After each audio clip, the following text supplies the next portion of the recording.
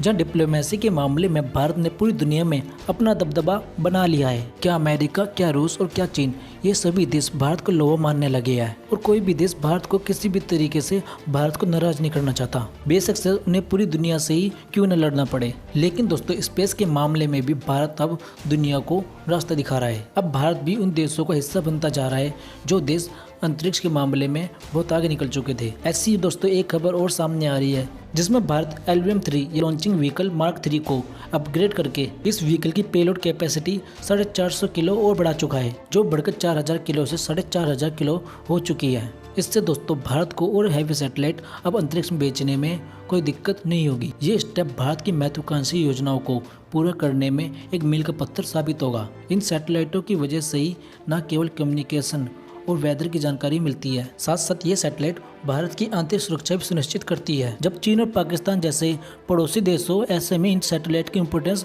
और बढ़ जाती है, जो इन देशों पर पैनी नजर रख के इन देशों की गतिविधियों को रिकॉर्ड करती रहती है। इन इंफॉर्मेशन के आधार पर भारत एक निर्णायक रणनीति बनाता है। पहले हमें अपनी सैटेलाइट को लो अर्थ ऑर्बिट में भेजने के लिए दूसरे देशों पर निर्भर रहना पड़ता था, लेकिन जब से LVM-3 की यानी इस लॉन्चिंग व्हीकल की पेलोड कैपेसिटी बढ़ी है, इससे दूसरे देशों पर सैटेलाइट लॉन्च करने के लिए निर्भरता कुछ हद तक कम होगी।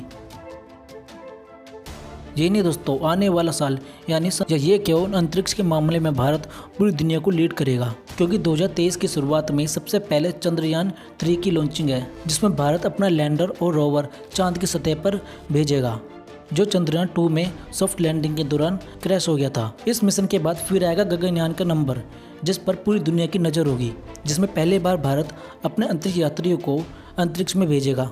हालांकि दोस्तों 2023 में जो मिशन भेजा जा रहा है वो अनमैन्ड होगा, यानी उसमें कोई भी यात्री सवार नहीं होगा। लेकिन दोस्तों अगर ये मिशन सक्सेस हो जाता है तो समझ लो दोस्तों 80% चांस है कि भारत को मैंड मिशन भी कामयाब होगा। और तीसरा महत्वपूर्ण प्रोजेक्ट जो पूरी दुनिया को समर्पित है वह आदित्य L1, क्योंकि इस मिशन में सूरज के बारे में जानने के लिए भारत ये मिशन सूरज के बहुत नज़दीक भेजेगा, जो सूरज से निकलने वाली हानिकारक किरणों और सोलर स्टॉर्म के बारे में जानकारी देगा, क्योंकि जब ये सोलर स्टॉर्म आते हैं इससे पूरी धरती का कम्युनिकेशन सिस्टम खराब हो जाता है।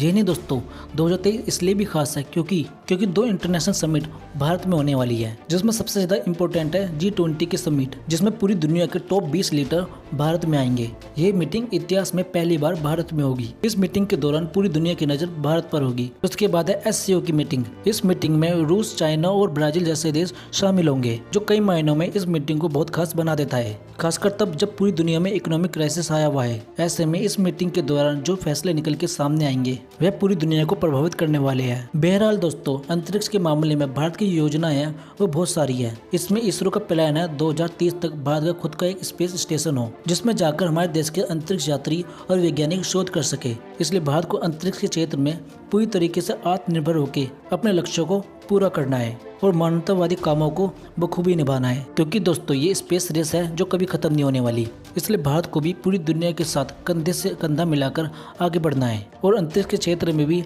अपने आप को साबित करके दिखाना है, भारत का नाम और रोशन करना है। दोस्तों आने वाले समय में भारत का दबदबा और बढ़ने वाला है। इसलिए दोस्तों आप भी अगर हर नॉलेज से अपडेट रहना चाहते हो तो चैनल को सब्सक्राइब जरूर कर देना, जिससे बात की भी हम लोग गहरी बात समझ सके। हालांकि दोस्तों इस पूरी रिपोर्ट के बारे में आपका क्या विचार है नीचे कमेंट बॉक्स में लिखिए। जय हिंद, वंदे मातरम।